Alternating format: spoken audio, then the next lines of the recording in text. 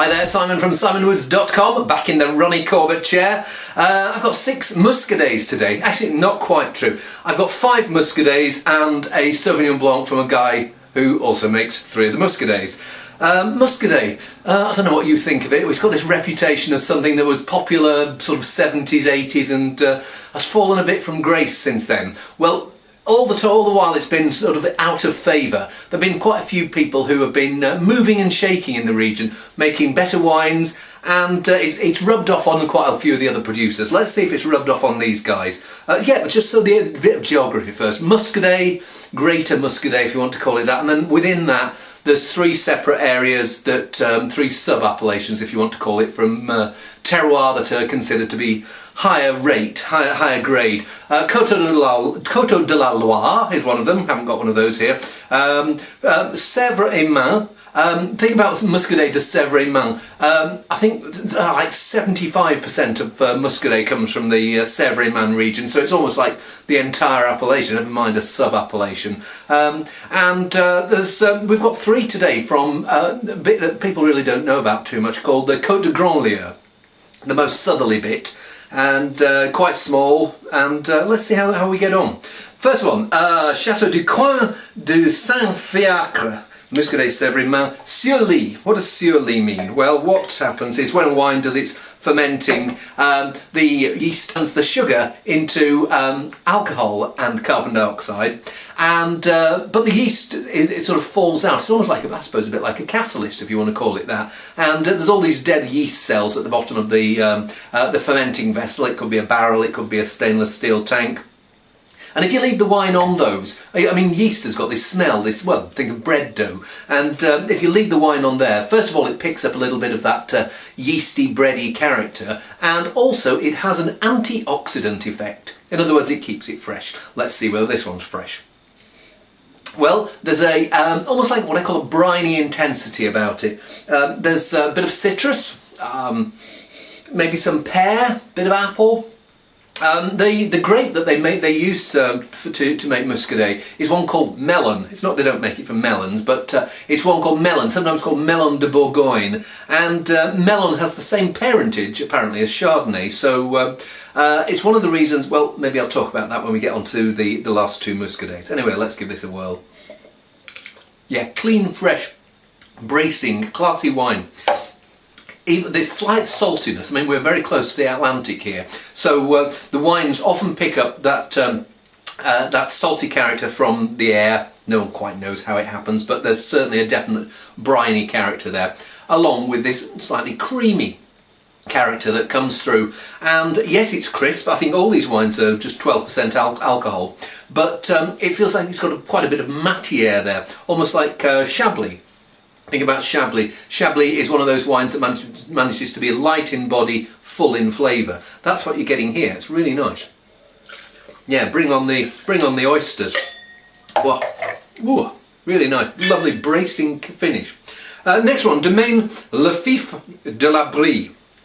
Now this smells quite a bit richer. It smells like it's almost got a peachy edge to it. I don't know whether they were picking it riper. It says 12% on the label, just as the other one does, but it feels like it's going to be a fatter, fleshier wine. Maybe not as bracing and briny as the first one, but still smells like it's going to be good.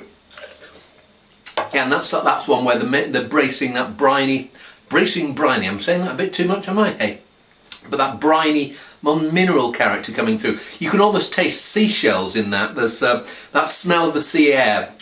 Oh, it's the smell of ozone or whatever it's the smell of. It's that character is coming through, and again you're left with your mouth refreshed, sappy, thinking bring on the seafood. So next 3, we're in the Côte de Grandlieu, from the Domaine du Haut-Bourg. Doesn't quite sound the same. Big Hill, I think it stands for, the high hill, from Hervé et Nicolas Choblet. So this is a 2009 Côte de Grandlieu, Muscadet Sur-Lie.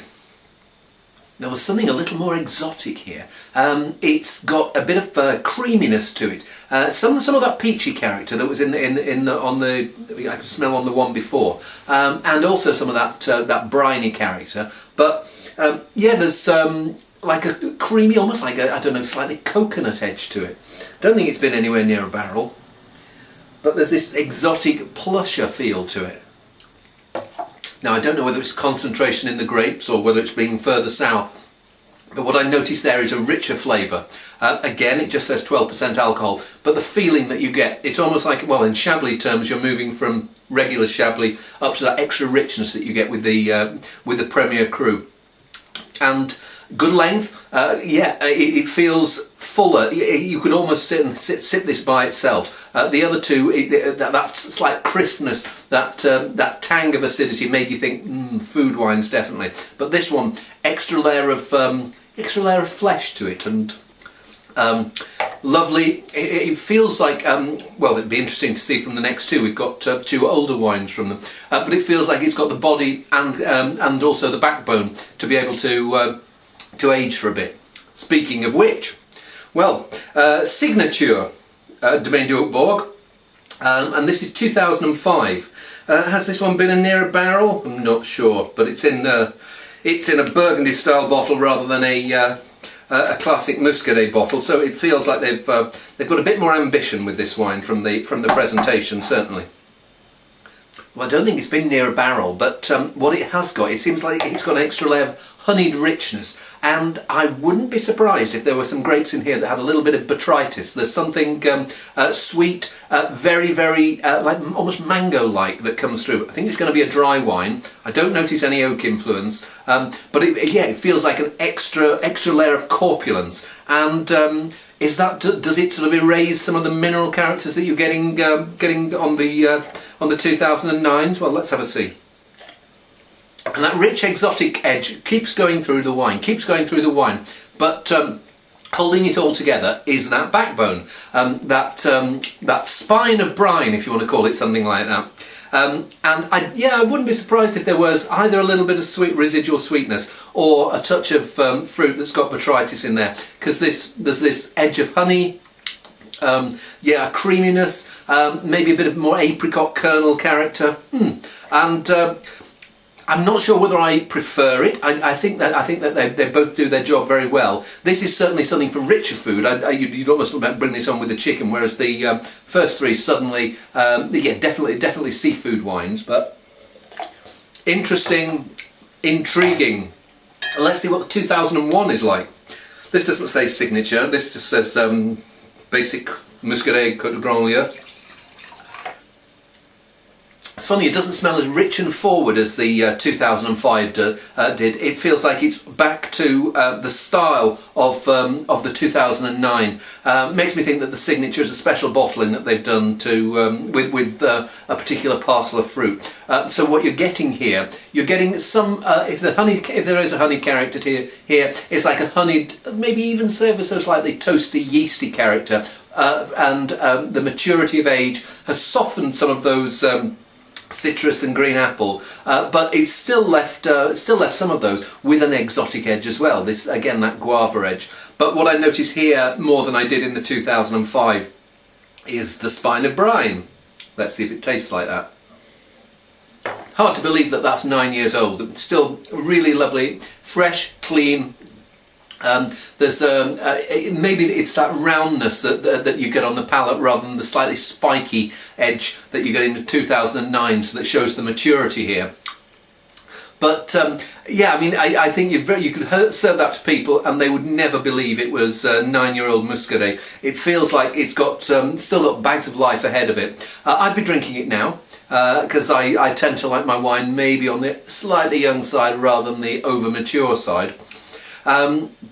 Which do I prefer? Well, I think that all those five do a really good advert for Muscadet, and it's amazing to see how the 2005 and the 2009 have aged. Go and buy some, because you'll be impressed. Proper Muscadet. No, don't go for the supermarket Muscadet. Find a good wine merchant and look up the addresses of these guys and fill your boots. Last one, it's from the same guys, but this is their Sauvignon, Vin de Pays du Val de Loire. It used to be called Vin de Pays du Jardin de la France, which sounds much nicer, but Val de la Loire sounds like a bit of a slapper, doesn't she? But come on, Val, come over here. Anyway, so this is their 2009 Sauvignon. Well, this smells really good, actually. If you'd told me that this was a Loire Sauvignon from one of the more sexy appellations, Puy-Fumé or Sancerre, I'd have believed you. It's got some of that herby greenness to it. The fruit flavours are not as shouty as New Zealand Sauvignon. Maybe also a bit some like Friuli Sauvignon, some of those rich but lean sounds weird. What I mean by that is that there's a real intensity to them, but they are there's also a bit of severity. So let's give it a whirl. What I've found with Sancerre and Puy-Fumé in the last few years is they've almost been making wines that are on that too rich end. They've had some very warm vintages, but I almost miss some of that slightly scalp-itching acidity that used to be what you expected. I find that here. I find this is food Sauvignon as opposed to showy Sauvignon. I want some fish with this. I want to go out and I want to get some trout and just cook it very simply and have it with some of this. But it's got this, again, this backbone surrounded by a bit of gooseberry, maybe a little touch of elderflower, citrus, green apple. Tasty wine.